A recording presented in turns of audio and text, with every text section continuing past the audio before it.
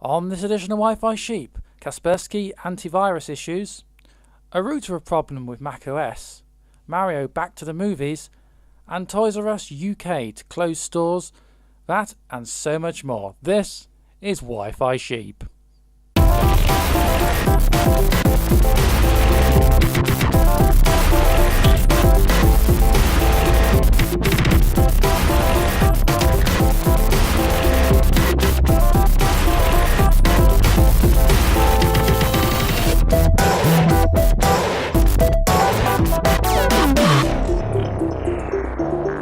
Hello there, thanks for joining us. This is Wi-Fi Sheep. It's a show all about computing, gaming, making, coding, and anything and everything in between. My name is Tom Williamson. Joining me once again on the other side of the desk is Anna Fellows. Hello. Anna, hello. How are you doing? I am fine. You good?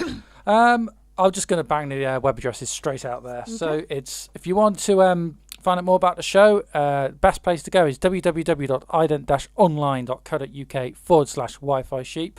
Twitter, we now have an official Twitter feed. It's at Wi-Fi Sheep, so don't forget to follow us on there. If you're interested in advertising or syndication info, you can do that by emailing us. It's info@ident-online.co.uk. Right, Anna, before we go any further, I just want to say your first solo video, Wi-Fi Sheep tech video, which is about the Game Boys. Yes. I thought it was great. Yeah. A lot of people really liked it. So seriously, well done with that. Wasn't too bad. No. Finally got round to be doing something I've been meaning to do for years, but you know. Yeah, well, no, I think it's a valid point, isn't it? So, I mean, seriously, well done there. We've got lots coming up on today's show. I want to talk about cartridges and things a bit later on, because we made a bit of a discovery off the back of something we talked about last time. We'll come to that at the end of the show. We've got to get all the news done first, but, stay tuned for that. So moving right in then, it's been quite a fortnight since we were last on the air. So much has actually happened. Yes. Changed, gone wrong, and some of these stories are just like slightly beyond belief. But we'll start with Kaspersky Internet. I've been struggling to say Antivirus. Antivirus software. Not anti-internet. Anti-internet. Why not? There's been security issues raised by the UK Cyber Agency, warning against the use of it by government critical systems. As a result, Barclays Bank, which is one of the major banking groups here in the UK, has stopped issuing it as a free perk to their customers. You've heard the story. What do you make of this? Based on the idea that it's a Russian antivirus and it may have some sort of backdoor in it that allows Russian government to infiltrate westernized computer systems or something along those lines, but there's no firm evidence backing it. I think with the problems they had with the NHS systems. Oh yeah, I generally forgot about that. Yeah, I think because of that they are being really vigilant at the moment, and rightly so. I mean, do we want all that to happen again? Well, Kaspersky, I'm going to struggle to say that every time, issued a statement basically denying they had any direct links with the Kremlin or Russian government. I didn't even realise they were Russian, in all honesty. I just thought it was a sort of fancy brand name. Yeah, the only thing I'd heard about it is because obviously I'm with Barclays. All right. And I think it's with more online customers, they said that basically when I first heard about it, before Barclays said they were going to pull it, all I could think of is, I wonder if Barclays are going to start giving it away free. They come back in the afternoon after going to work, and Barclays are like, we're going to stop giving it away. Yeah. Like, okay. But, I mean, at the moment with this sort of heightened, I don't know if you can call it like a sort of second Cold War, but we're in a sort of strange state with Russia. You do wonder, though, what other things might have backdoor. It's not proven that there's any backdoor in this at all, but a lot of the products we use here in the UK are American. Yeah. So, I mean, you use AVG, don't you? Yeah. So I got what AVG, I think, originates from the States, and most of them do, like Norton or whatever. What those had backdoors in that allowed the US government to infiltrate system. You know what I mean? You start to think, how secure are the antivirus software? Or are you just getting paranoid? Or am I just getting paranoid, more to the point? I don't know, to be honest. But have you ever wondered? about what these bits of program and software actually do, who controls them, where it's getting the data from. Well, could you say that about every program? Every bit of the internet or social media you go on to? Well, you could. I mean, those Facebook game apps that used to track data and sell it, or the or the problem with Android game apps that leak viruses and all sorts of problems. I don't know if it's bad now, but it used to be really bad a few years ago. I'm gonna have a glass of water. Keep talking. Okay. Glug glug glug glug. That's really not helpful. But, but yeah. Oh, I don't know. I think after the NHS attack with their systems there, I think they're probably going to be really cautious. Hence why they said that anybody using their home domestic type computers probably shouldn't worry about it. Well, that's something they said. Domestic customers weren't affected. So, but Barclays. Is it they pulled it out of association rather than there being an actual... I think probably out of association. Because there's no... I mean, we have to point... At the point of recording at the moment, Friday the 8th of December, there's 2017, there's no proven link that there's actually a problem with this antivirus software. It's sort of... I think it's probably the association link there. I have no idea. It's just weird because they say, oh, well, domestic customers don't worry, but we're not going to put it on any government-sensitive systems. Wasn't there an issue with Chinese drones a little while ago about the software in those being debatable? Not that I can remember. I'm sure there was. I'd have to find the story out. I think it broke earlier in the year about there was some security issue over some Chinese drone, the flying drone things, and where were those linked to, or...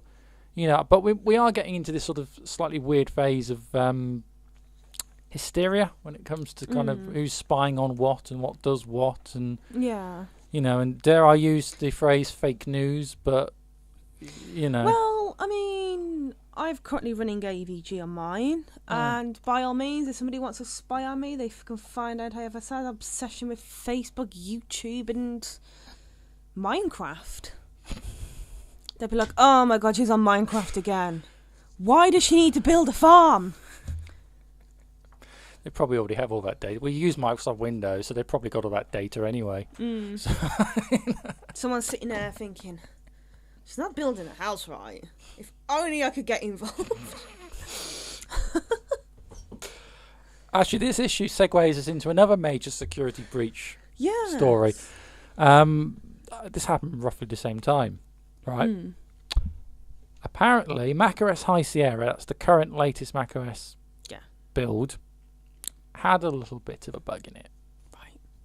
Whereas, if you had a password box, username and password box, right, and you type the word in root in the username, left the password blank, tapped a few times to enter, the machine logged you in as the ultimate super user admin.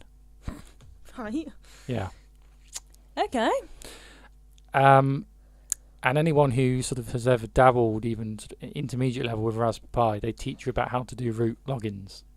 Because macOS is built on Unix, Raspberry Pi with Raspbian, Linux is built on Unix. So they actually they have a kernel and a sort of coding language at the base, an operating language. And the root user is sort of the ultimate supreme user admin of the machine, and that just gives you everything. So is it like when you're at school, and then you could do these little bits, and there's like that one person who can do everything and watch everybody, like the ultimate internet god? More or less, yeah. Who had to go and harass every single time because I always forget a password. Me again! You just be like, ugh, you can log in now. Oh, that's a whole other topic, which, But it just seems for a company like Apple, you pay a premium for a brand, you pay a premium for the products, and they just left the front door wide open. I mean, logging in as a root user with Raspberry Pi, they teach you, you're taught how to do that. If you look at the documentation, how to log in as root, you can Google it. Now, the fact is, until very, very recently, that same instruction on sort of Raspberry Pi for Dummies would would breach all the security and log you into a top-end Mac. That's the problem, is people are more aware of this. Now, I have to stress that you had to have some sort of access to the machine itself. Right. So this wasn't something you could sort of hack in if the machine... Basically, you'd have to sit in front of it, and you could log in. Or if the machine was sort of sharing a network with something and had something called SSH set up, then you could actually remotely log into the root of the machine if you've got its IP address. That's the scary part. Oh, right. But again, generally speaking, you'd have to be on the same network as the said computer. Right. So it's not a huge issue, and the way to fix it was to set up a root account password. Okay. Root doesn't have a password by default, so you just log straight through. The minute you set up a password for root account, you can't log straight through, so that kind of fixes it. Okay. And Apple have now patched it. Oh, that's so right. The fresh installs no longer have a way of accessing. I suppose if you could get to terminal, you could still do quite a few things. So holding down Command S and then restarting a Mac or booting it whilst holding Command key S will bypass macOS boot straight into the terminal. I suppose theoretically it's still possible to get in, but again you've got to sort of have the time, know what you're doing, and physically have access to the machine. Yeah. So it's not like a big security breach. The minute you go online, you're going to be hacked down in seconds. So, but embarrassing for, I believe they're now the world's largest company, Apple. I think they are. I mean, they're huge. And this is, I know why it's probably done. It's probably done by the engineers when they were building or testing the new build of the OS, so they could get in easy to do stuff. And they probably just forgot to shut the front door before releasing the OS. It's just a major oversight. Oh, yeah, of course. So, doesn't affect me because I'm not upgraded to the latest build. Oh, haven't you?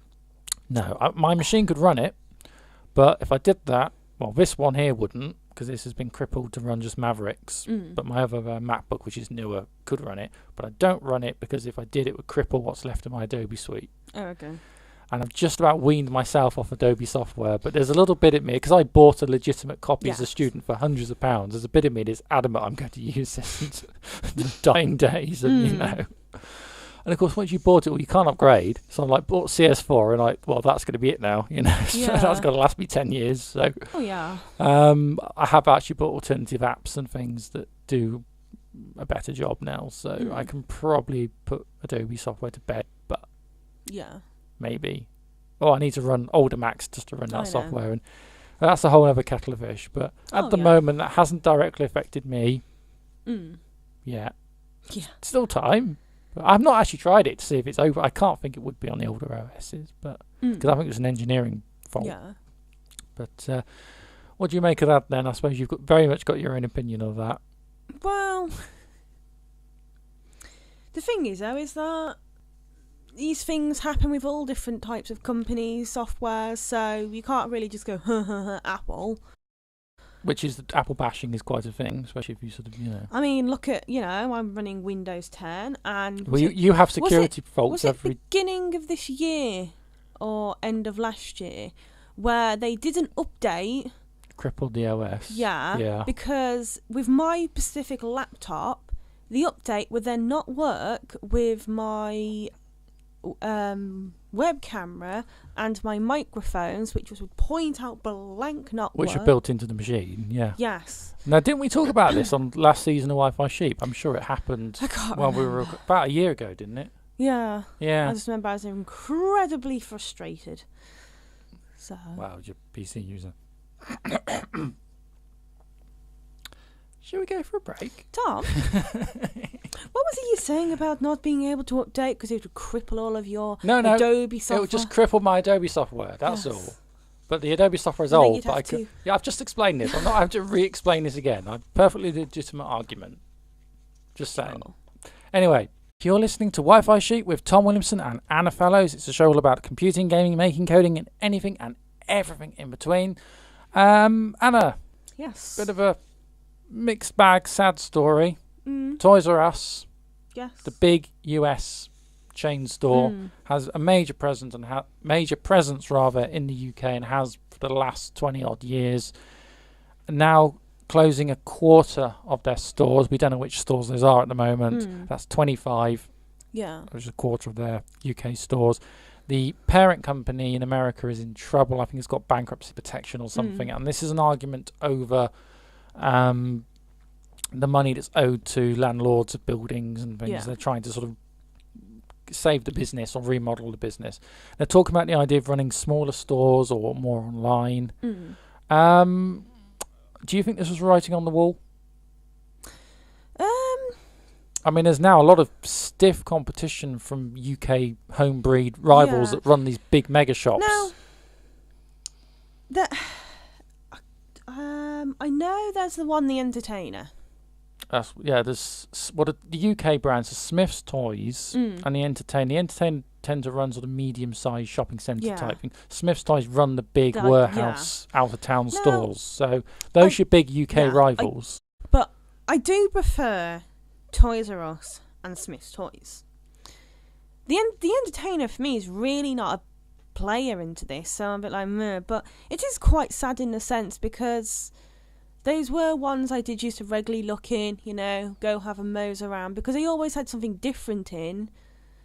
But I think the main thing as well is like with many places, these major supermarkets, smaller chains are adapting into doing more toy-based things, even if they are immediately what's popular at the precise moment.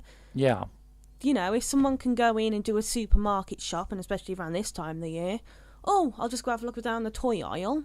Oh, there's some toys there. I'll pick those up for Christmas. Well, that's just it. We've got supermarkets that are now stocking that sort of produce. Also, I mean, the reason I brought this up and talking about this is obviously that Toys R Us were at one point a major electrical retailer in their own right for games. They even used to sell some PCs. Yeah. But I do remember the PCs they used to sell being rather...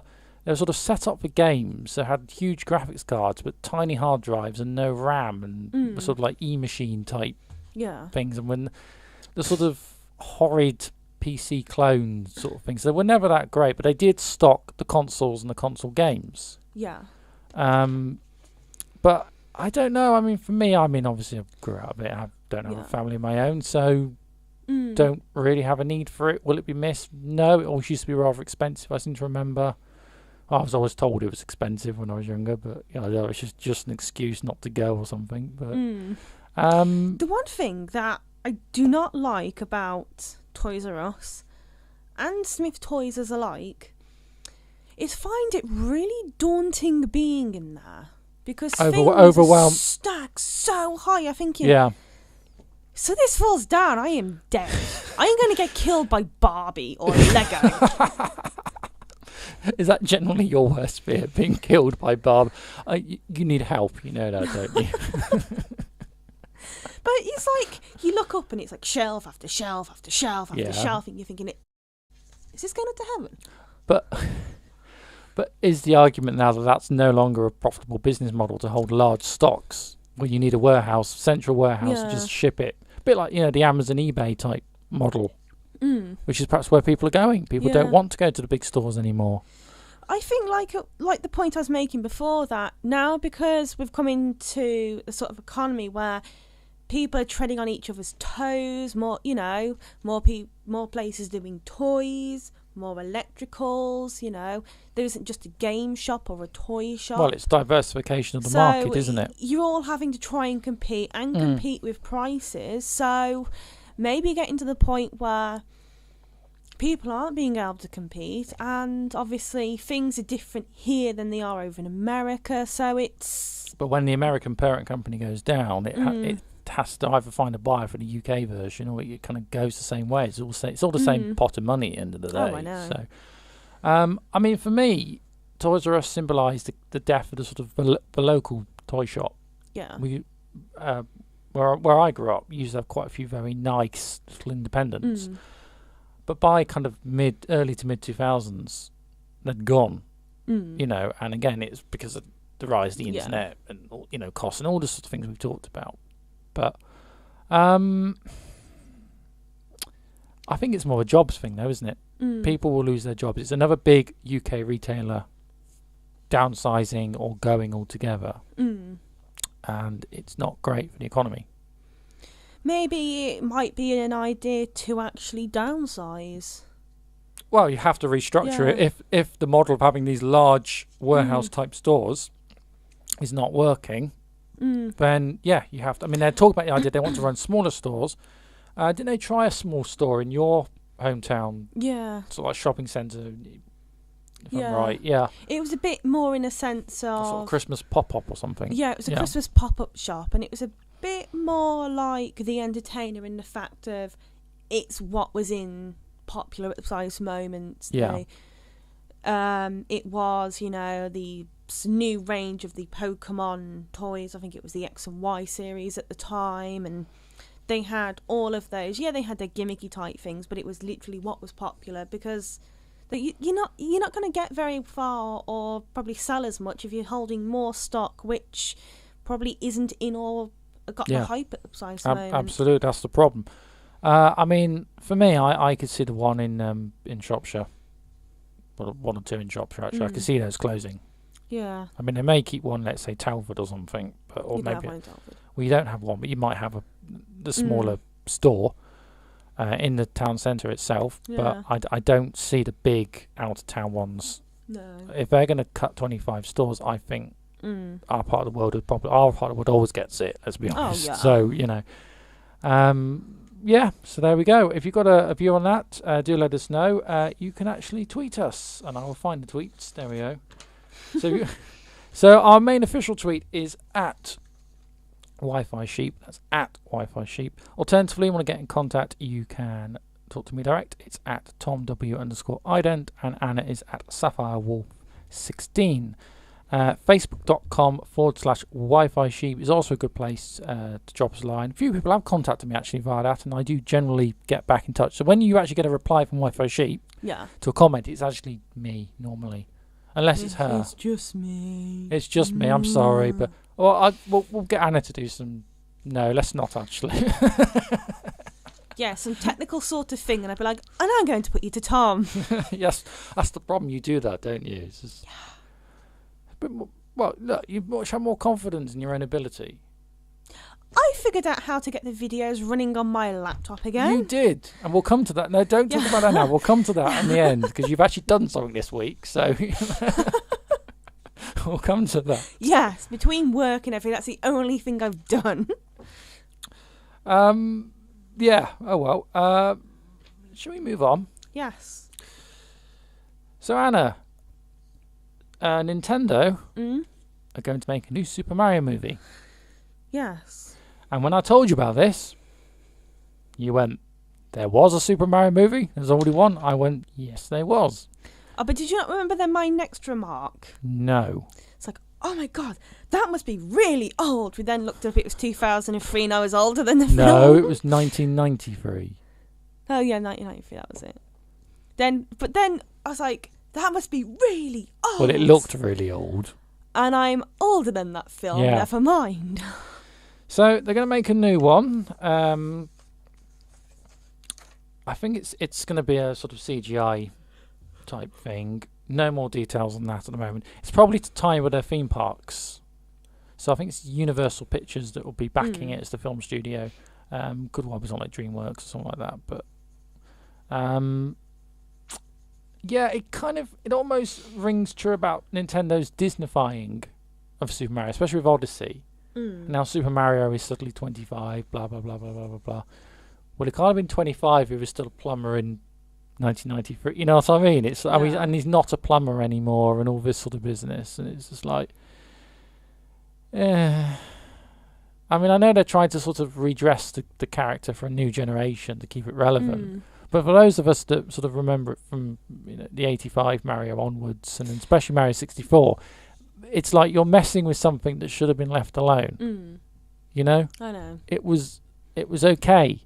And maybe they needed a new mascot for a new generation, perhaps, and should have left Mario a sort of dignified, retirement. I don't think it's even that as a retirement. Mario's itself is quite a well-known game in brand entity. Did they really need to change it? Because now the people who like us, or maybe even older, finding out he's now 25, or if you're now in your 30s or 40s, that was it seems quite alienating. Yeah, I was going to say, they could have done where you had the Donkey Kong and then they had was it a Junior or something like that? Yeah. Maybe they should have done something like that. But I just don't get it, because of course they've all tried to sort of cutify him all up now, and the new renders and the images for Mario. They have done that, though, with so many things. No, it's not just Nintendo. It's different games and cartoons. I mean, they've fluffed up, Peter Rabbit, Winnie the Pooh. They've decided to do weird 3D rendering of Thomas the Tank Engine. Oh, don't get me started with that. So they're trying to make everything all CGI and fluffy, and I'm like, yeah, it doesn't really work for me. No. I got more annoyed when I saw the CGI Peter Rabbit. How dare they? So will you be going to see this new film? The age bracket's probably going to be about 5-year-olds. But Tommy said that about the Lego movie. Now, the Lego movie was great. It had a few issues. Yes. But you remember when we went? Yeah. And we said, God, we're going to be like the oldest people there. Yeah. And we went, and then everybody's around our age. So it was a bit... We went right at the end of the run in the cinema when it was first released.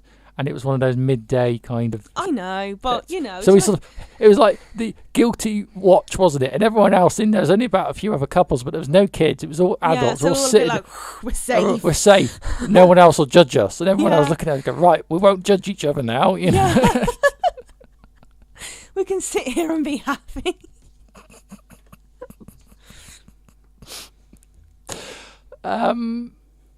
Yeah, but the Lego movie, okay, it was very Americanized, and I didn't like the live action parts. That didn't work. I don't like Will Ferrell, to be honest. No, live action parts were unnecessary, but it was that movie was quite a fair. Yeah. It did the genre justice. I know. It wasn't like those CGI Lego kids cartoons where the figures are all bendy and can do things the actual plastic action figure people minifigures can't do. So it was, and it had a few jokes and quirks, and there was some flashbacks, like Benny, the space policeman with the broken helmet, and I said to you the old Lego helmets. I remember always used to do that. So there's some very nice little sort of touches back there. So anyway, we're getting off topic, but Mario movie, and this is like, what do you remember the hysteria when it's my new word for today, hysteria, twice, 3 times said now. Do you remember when the Pokemon movie came out, the first one? I went to see it. Well, I thought you'd go to... It's not so much did you go and see it, it's how many times. I saw it once. Oh, you only saw it once? You didn't go back repetitively? Oh, no. Because I was... How old was I? 14? 13? I don't know. Yeah. I'm thinking. I'm sorry, something like that. It's not patronising me. I won't be going to see this, though. I won't. You sure? Absolutely positive. I'll have to send you a review, Go and review it for Wi-Fi Sheep. As long as you give me like a small mortgage to go get popcorn and a drink. It's like £15 for a ticket. Can I have popcorn and a drink? Well, that's going to make that about 150 quid. What? Yeah, well, cinema's getting expensive. Yeah, I know. To be honest with you. So it's only like, That's why you sneak food. Yes, well, let's not advertise about what we do. We're banned from every cinema in Shropshire. Let's be honest. No. They can't check you unless they're suspicious. Well, with us going to the cinema, they can be really suspicious. Just have to show up and go to them two again. Search them, Oh, no, the worst one you did was when we went to go see Star Wars. That's a dead pixel on the screen there. Oh, yeah. Which one was that? That was Force Awakens, wasn't it? I thought it was Rogue One. No, it's Force Awakens. Oh. Yeah. Oh, it's dead pixel. And the digital projectors, which they use in these cinemas now, and they had a dead pixel in the screen, right? And I went, ooh, and then all you could see was this dot. Little blur about that big seemed to just take up the entire screen. It's like all I could see. I'm not sure for people just listening how we're going to describe that big, but you'll just have to imagine it in your head. Well, probably in retrospect, it might have been the size of maybe a small, saucer. A small saucer. Yes, not like flying saucer, like a little dish saucer. But dish saucer. Yeah. It seemed like that little tiny bit just seemed to take up the entire screen. It's just that's all I could then focus on was that pixel. This is why you don't go to the cinema with me. No. Because this happens. Yes. What? No, I would not. Super Mario movie, I think's not a goer. No, well, we'll see what the reviews for it are like. But I don't know. I mean, what are you going to do with the storyline? It's just going to be Mario saves a princess and fights a... No. Mario tries to save a princess and goes to the wrong castle in the next film. Can you see a theme here? He then goes to another castle. Yes, I think we've got the theme, yes. Going to make a trilogy after going to the wrong castle. Well, that's how you make your money. You know? That's a good idea, actually. Have you thought about suggesting that to Nintendo as a plot line? No. Oh, dear. It's probably not fair to rate a movie for it hasn't even been made or come out yet, but I'm just like... probably the wrong market for it, really. But we should be the right market, because we're the people who would have grown up with Mario, you know, in the height for the 80s and the 90s, but because you didn't like it from day one, but... Pokemon all the way. Yes. Yeah. Anna. Yes. We're on to another pet topic. It keeps coming back, maybe because you're such a big fan of it. But Pokemon Go, the mobile app, augmented reality game. Yes. We talked about it. It was the biggest thing on Earth, and then it sort of sunk, and now it's sort of back, and then it sunk again, and it's still going. Still has now more of a dedicated playing fan base. And you're telling me that it's going to stop supporting iOS 8. Yep, and it has stopped supporting. Oh, it has now stopped supporting. Yes. And there are still issues surrounding the iPhone 5C and the game. Well, upon further investigation, it updated last week, maybe end of the week before. End of November 2017, yeah. So, you know, I'm sort of playing it begrudgingly, in a sense of, I started it, I wanted to collect them all, and, you know, I walk back and forth to work, means I can do that, and so that's why I sort of continued. So, well, anyway, it updated, and I started to notice, I'd turn app on, put phone in pocket, walk down the road, and like 5 minutes later I get, oh, what? Where's it gone? I have to unlock my phone. You mean the app? Yeah, I then turn the app back on, it pop up, it load again. So, and after doing this about 2 to 3 times on the way to work, it takes me like half an hour to walk to work. I was like, but something is wrong here. Okay.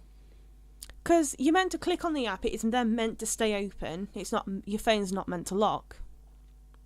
So basically, you can then put it in your phone and don't have to worry about it. It will then run in the background. You can just carry on, pull your phone out and do whatever. But it didn't. And then I kept having a look. And then, well, I've had a look. And as of a couple of days ago, Niantic have then confirmed that there is a bug, which means that it'll only stay on as long as you're auto-lock on your phone. Which is probably more to do with an Apple security update, perhaps, to stop apps. No, they've actually admitted it's their bug. Oh, it's their bug, so it's not an incompatibility of the system. No. So it's not the security override stopping the app from jamming the lock. No. No, right. It's a bug with them. Niantic have confirmed it, and they are working towards it, and it affects all iPhones, from the newest one to, well, anyone. The one that will run it. So do we know what the last or the most oldest phone that will run this game is?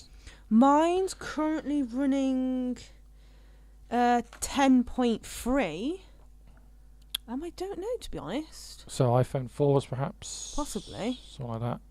Yeah. But I have a feeling this may have come about with the fact that they've had to do some work to it to make it work or seem graphically better on the iPhone 10 or iPhone X. Is this the conversion from 32-bit to a 64-bit app? I have no idea. Because that's probably what that was about. Which actually, iPhone-wise, brings us on to another point, that Apple will soon stop supporting 32-bit applications, which will cripple virtually all but the most recent phones, including R5Cs, which was... Was it the 5S included as well? Yeah. So, because our phones are only 32-bit, because loads of people are running iPhone Cs, and they've never really come back with anything as good as that. No. So, because there's still a lot of 5Cs in service. Oh, there's loads. It's still quite popular. I mean, yeah, they'll carry on working his phones, I guess, unless the service carriers decide to not support them. But if you imagine all your social media apps like your Facebook, your Twitters and stuff suddenly don't work because they want to update and then the old versions are discontinued and can't connect to the servers. That's like what my old iPod has done. Yeah, with the... Which iOS was it when they switched over? Do you know, my iOS versions are a bit... I can't remember which is which, but they switched over about 4 years ago. And because my original iPad is crippled the same way. You can't get apps through it. You can't run anything on it. I mean, they do like to do that, don't they? So there's nothing exactly wrong with the hardware, and they just cripple it, force you onto a new model. But of course, you've said already, once you're forced off the iPhone 5C, even when the hardware still runs, you're not going to buy Apple again. No. So it's almost a bit of a backfiring. You know, they could have made more money out the App Store by supporting dual boot systems instead of crippling what is probably one of the most popular iPhones, 5Cs. We're going back to original point. Sorry, yes. There has been some quite annoyances with Pokemon Go over the summer.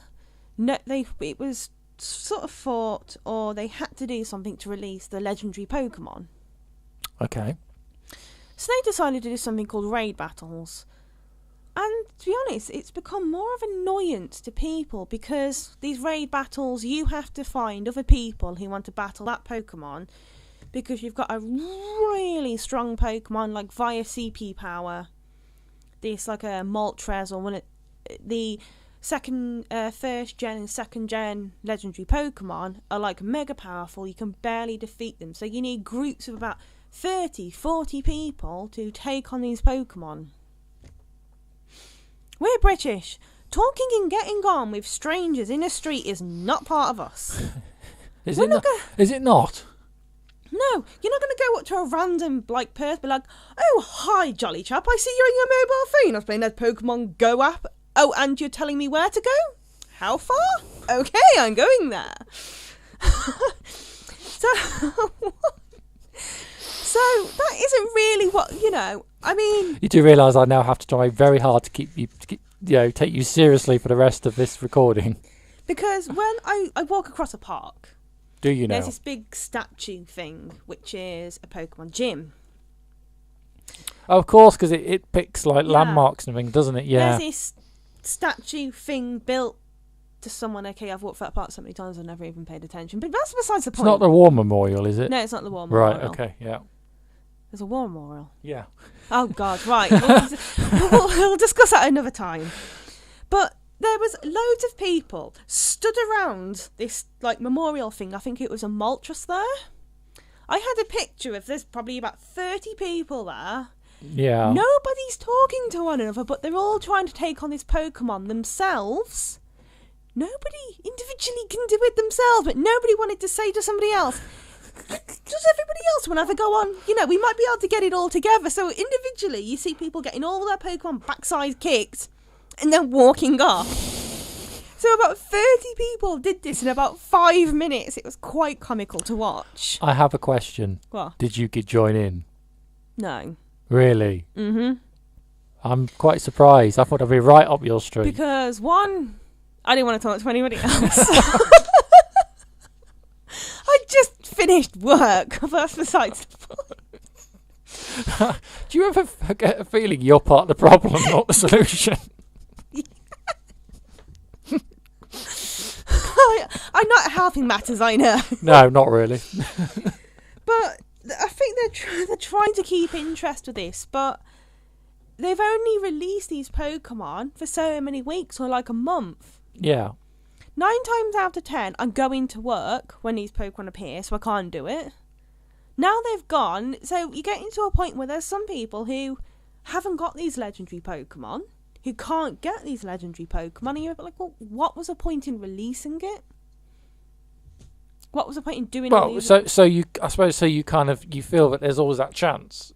This comes almost back to our loot box talk last episode. There's always that feeling, although you're not putting money in directly, there's always that thing, oh yeah, I'll keep playing the game, I'll keep doing this, I'll keep doing that, because there's a chance I could get something even if you can't. Because they recently did the second generation legendary Pokemon, and I think it was Ho-Ho, the Firebird one. And I'm just a bit like, well, I'm not going to get a chance to do it, because, you know, one, I haven't seen it, and I'm always going to work while it happens. And I was like, well, that's no point. So it seems a bit pointless to me. And another really annoying thing they've done, during events, like they had the Halloween event, I think it was a Halloween event I did notice, you go like, oh, okay, well, what's happened, because you can hatch eggs in it. Well, what's happened with the eggs, because usually they take, I think it's 2 kilometres, 5 kilometres, 10 kilometres, they usually used to half it for you. So you'd walk 1.5 or 2.5 kilometres. They haven't done it this time. I was like, well, why not? Because, drum roll please, you have to buy a special box where... Oh no. Yeah, they've put a super incubator in it, which doubles it, or effectively halves it, and I'm like, so you now can't get the egg hatching you did before, because you now have to buy it. Right. But at least you know what you're buying. I know it's not the point, but... When I think it's about £10 or £15 to buy the thing. Really? Yes. So it's not like a 50p No. in-app, but no. No, it's not. You have to buy, like... It's not a separate thing. You have to buy a box of, like, a raid pass and some super potions. But this is all just pixels on the screen. It's not a real... It's not a real thing, no. Yeah. So you buy that. It doubles your walking... to make these things are basically the eggs hatch in half the time. Mm-hmm. But you now have to buy it. They don't give it to you via the event. They don't say, do you know what? We're going to half it all for you this time. No, they don't do that now. You have to... So has that affected the gameplay for you? The enjoyment? Well, before, you'd be like, oh, yeah, you know, I can hatch more eggs. You get more XP. Well, I'm not going to pay, I think it's like 400 or 500 coins... to buy this, you know, this thing, which I was like, well, that's pointless to me. And I refuse to pay money for a game. Well, not in a game. In a game. Right. I either buy the game or you give me everything. I know that's besides the point and not going to make money on that, but why should I have to start paying a fortune to play the game? £10 does seem quite...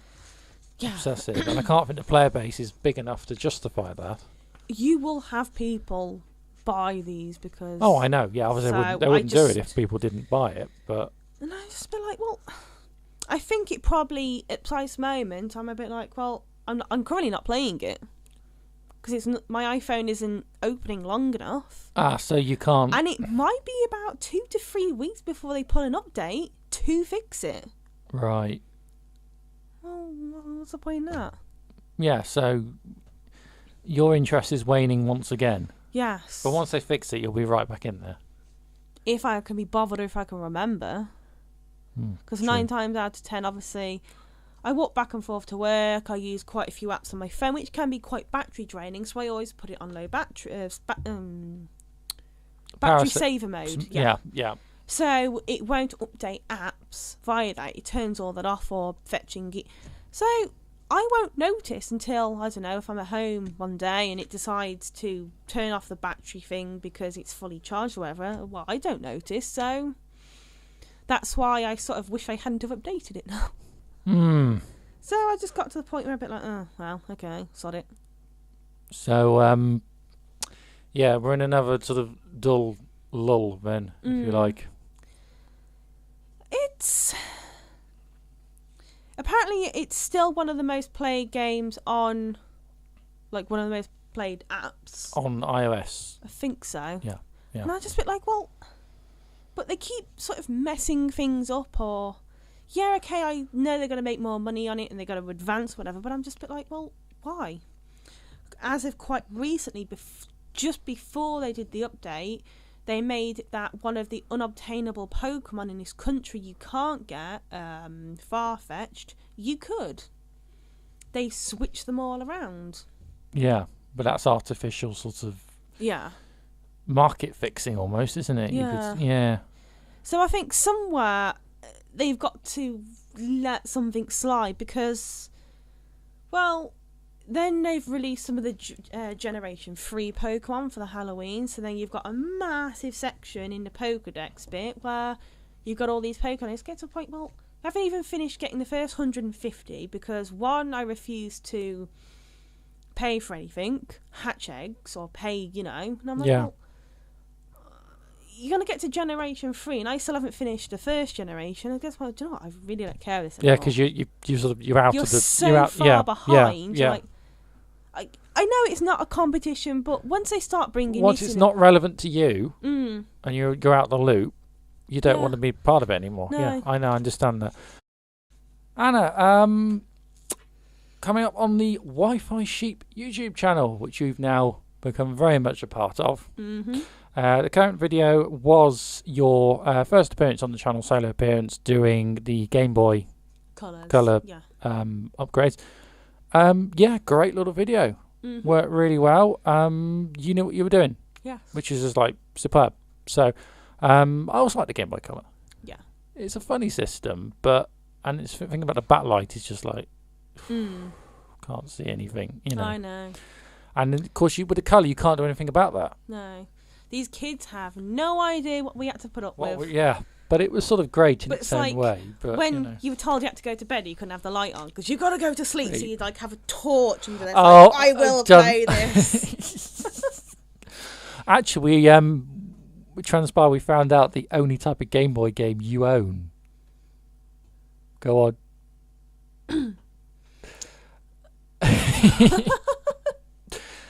Anna only owns Pokemon games for the Game Boy. That's all she owns. I have quite a mix. I don't have many games, but I have quite a mix of different stuff from like Game Boy Original, Game Boy Color. And you just own Pokemon games, so that's it. There's nothing else you've ever played on the system. It's like I did sort of own the console in the latter end of its life when. So did I. Yeah. So did I. Anyway, subscriber rate at time of recording, we're up to 172, which is amazing, quite frankly. And we've had lots of sort of feedback. So shout out to a couple of YouTube users who have left some comments or got in touch with me on various places. You're going to love these usernames, right? Guy called... I'm assuming... Yeah. I just read the bottom one. I thought you'd like that, yeah. So I say guy, a person called Neil Bymouth got in contact about the Cub restoration videos to remind me that I was using the solder pump wrong. And to be fair, when I was redoing my... Yeah, you used the damn thing right. And I was just like, I'm really annoyed now. No, it's not just that, but pushing it down and going, it sort of jumps it out. So trying to decompress it and pop the little button. Well, the thing that got me right is because you used it. We didn't show it in your videos, but you used solder pump as well when doing the design. You just did it right first time. Clunk, clunk, done. And I was just like, right. But the difficulty of it was that you meant to click it down and go pop, but trying to solder and then have the little bit, because such the small thing I was working with, it sort of jumped in your hand, moved, and then you'd miss where you needed to suck up the solder. Yeah, anyway, another shout out to a guy. Right, this has to be the best username ever, right? This is a recent one of a guy from the States called Butt Guy. Brilliant username, right? Was asking about the CoPro. I did a video, one of the very first Wi-Fi Sheep videos about a year ago on the YouTube channel. I was about the using the Raspberry Pi as a CoPro unit for 8-bit BBC Micro, and it just sort of saying, it was a love had these sort of things in America, and I was going, well, actually, there was a US version, and so we talked a little bit about that, and so it was just nice to hear that kind of feedback, really, and obviously, for everyone who has subscribed to the channel, huge thank you. Really do appreciate all the warm responses, and we really hope you love the content. We're going to carry on doing it and making it, and doing whatever we have to do. Coming up on the channel, we've got you're carrying on your series with Game Boy Restoration, aren't you? We're now going to look at, well, you're going to look rather at the cartridges. Yeah. Mainly the Game Boy cartridges, because we hinted on this Yeah. last week. We hit a bit of a snag. We were going to do N64 cartridge repair, and we had a cartridge, Virtual Pool. Yes. And it wasn't saving the games correctly or properly, or something was a bit amiss. Yeah. And so you took it apart, and I was shooting a video, no battery. No. And I was like, how on earth does this work? And we thought, well, it must be some sort of ROM write. I originally thought pick chip. I don't think it was a pick chip. I have no idea you said that. Yeah, but I just nodded and agreed. Yeah. Right. Anyway, so I've been, because I've got the N64 going out to a pie jam. Yeah. Next week, you know, Christmas pie jam sort of things. For bring the retro console, and you know, the kids play Mario Kart songs. A lot of them have played the games on emulator, but never actually played on original hardware. So that was the whole point of, you know, us getting this stuff ready. Yeah. Anyway, I made a bit of a discovery. Virtual Pool saves the game cards. You know, the memory cards you slot in the back of the controller. Yeah. It saves to those. It doesn't save on the cartridge, hence why it doesn't have any backup. The cartridge is purely ROM. Oh. No RAM or battery ROM setup. Yeah, I felt a bit stupid. Yeah. And the reason for the erratic saving is the fact that we've got multiple users on different cartridges. It depends what cartridge is in the console at any one time. And I completely forgot this, because you forget if you've got a memory pack in the back of the N64 controller. So you're playing along and you just forget, and you know, and that would explain what was going on. So it's more a problem with the memory cards. The cartridge is fine. Yeah. So we sort of fixed that one. We'll also be doing some Christmas content. Yep. I've got some. Been playing with some new stuff. I'm going to mainly be doing stuff around the Raspberry Pi. Lots of people will be getting new Raspberry Pis for Christmas, no doubt. And I'll be probably running straight to YouTube going, help. So I'm hoping to, to be there to say, right, we're going to do some like cool setup stuff, some simple tutorials, that kind of thing. So we've got all that coming up here on the Wi-Fi Sheep channel on YouTube. Right, what has everyone been up to? Anna, you fixed something and you want to tell everyone about it. No, I managed to do it without your help. And you did it without my help, which is what, yeah. Well, go on then. Well, I can't remember whether it was updated or what, but Google Chrome on my computer was not playing, not playing, but YouTube videos and videos on Facebook or any website I like. Yeah. Look like, imagining it like on a huge screen, but you're only seeing a really small section, so it's really pixelated, really blurry. Sounds like the Pixel story again. Yeah. So I started to have a look, and it was saying it was HTML5, or were you was Flash? It a difference between Flash Player HTML5 video encoder? Yeah. Well, I had to look at both of those. I, downloaded the one, checked it all, made sure that they were all accepted, and it still wasn't working. So I had to look on the internet, and on only one very small section there had been one thing I hadn't tried. Now apparently on Google Chrome, that's what I'm using, in the advanced software system section, you can use a hardware acceleration. Yeah. And that's what it was doing. As soon as I flicked it off and relaunched, so you went back to just fine. running in software, so it didn't use the hard video RAM and hardware accelerator, and it ran fine. So it was a glitch. Yeah. And after 2 days, I managed to figure that out. I didn't even know you were having issues, in all honesty. I was adamant to try and sort it out myself. So Tom would be like, oh yeah, because this is why you should get an Apple Mac, because it doesn't have these problems. Well, it does. At Mac, you can log in just by typing the word root. I mean, come on. To be fair, getting on to that root thing, right? Yeah. There was a series I watched called Person of Interest about a computer-based. This guy invented a computer who would follow people online, text, things like that, and could predict where crime was going to happen or terrorist incidents and things like that. But then it decided to help everybody, just not the major players in government. And there's one woman in it who was like sort of hacker type person who called herself Root. Until a few days ago I realised why. It's like, Root? oh wait, hold on a second, this whole it's thing. Unix Linux quote. Yeah. Yeah, I finally figured out, and that series has been going for a few years. Well, it's like when you found out about the little basic thing in Futurama, the 10 go to 20. Oh yeah. Or again in Futurama, the chip in Bender's head is a 6502. Yeah. So there's little Easter eggs like that unless you kind of, as you get more in technical know how, you kind of start to notice these little these Easter eggs, if you like. Yeah, like the one in Futurama where it was like 10 home, 20 Swede, 30 That's go back it. to Yeah, 10. yeah. Was that series 2 or 3 or something like that? The only episode I can remember it was in when Bender and Fry moved out. Yeah, and got their own house. It was that one. I'm trying to remember it's one of the original block of 4 seasons, and I can't remember which one. Another one I found quite interesting as of late, and I now can't take it seriously. Oh yeah. Is it's not a relatively new game. The playing games. Yeah. Okay. Yeah. It's the Shadow of War game based on the Lord of the Rings franchise. Yeah. And I found out quite recently, the badass guy, Sauron, creator of the Ring of Power, who tried to destroy Middle-earth, is voiced by the guy who does Bender. So I can't take that seriously now.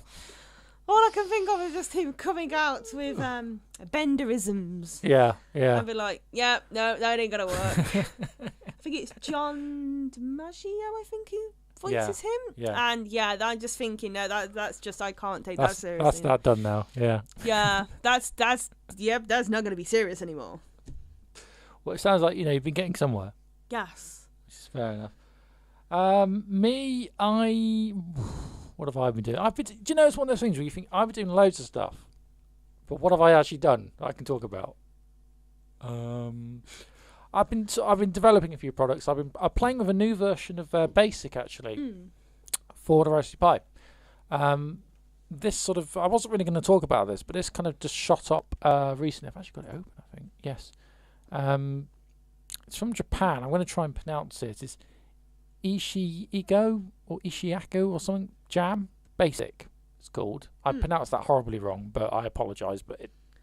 And the Raspberry Pi Foundation have suddenly put it, if you go on the downloads page, raspberry.org,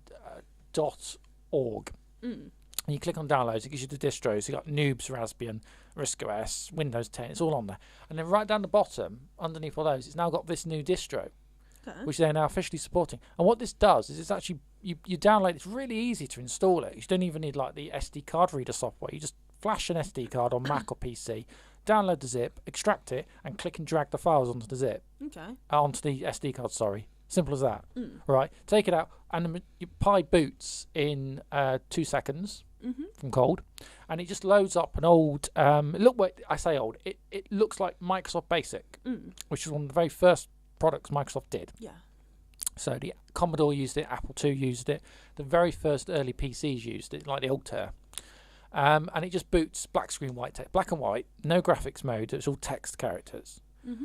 But it's brilliant because this company in Japan are using this to train kids. And they actually got their own dev board, which you actually solder together. So they've got their own board over there, and your kids, like 6-year-olds, soldering chips together, and then they have to make this thing do something. And you can GPIO connect it to cables and LEDs and things, or you can write games and software in it. What's brilliant though is it only gives you 1K of RAM, which is like nothing. It means if you write Basic, you've got to be really careful of how you kind of squeeze the program into the space, but it's that challenge, isn't it? And also how to get graphics into a system that doesn't support it. For me, I really think this is fantastic because it makes people think about what they're doing, and it's so simple to get going. If you never programmed before, this is perfect. It turns on in 2 seconds. It sits there. You just don't need a mouse, just a keyboard, text, and the computer, and you can just type Basic in. The reference manual is really quite nice. Obviously, I know Basic, so I can kind of bring it over from the BBC Micro. But it's a great, if you want to do programming and you've never done it before, you can get a little program going in a very short amount of time. So I really, really like this, and I think it's about time the Raspberry Pi Foundation woke up and supported something like this. We needed something like this 5 years ago. I was saying that 5 years ago and being ignored, but So that's what I've been playing with. I think that's more or less about it at the moment. So, yeah. Anyway, I think we're just about up for time. That's all we've got time for on this edition of Wi-Fi Sheep. So thank you so much for listening. And Anna, thank you for being with us once again. We'll be back in 2 weeks. Have we got another one before Christmas? I think we have. I'm just looking at the calendar now. Oops, I clicked the wrong thing. Yeah, 22nd. Still clicked the wrong thing.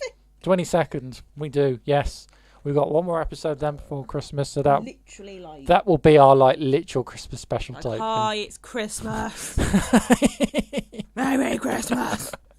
I'd like to point out I'd like to point out I will be doing a Christmas special content, not Anna, for obvious reasons. Have a Christmas. It shall not be merry and it shall not be white.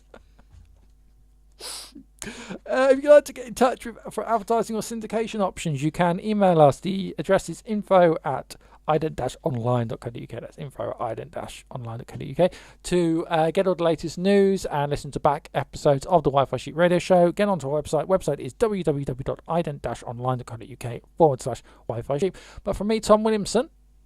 And from here, Anna Fellows. From over there, Anna Fellows. That's been the Wi-Fi Sheep Radio Show. Bye for now.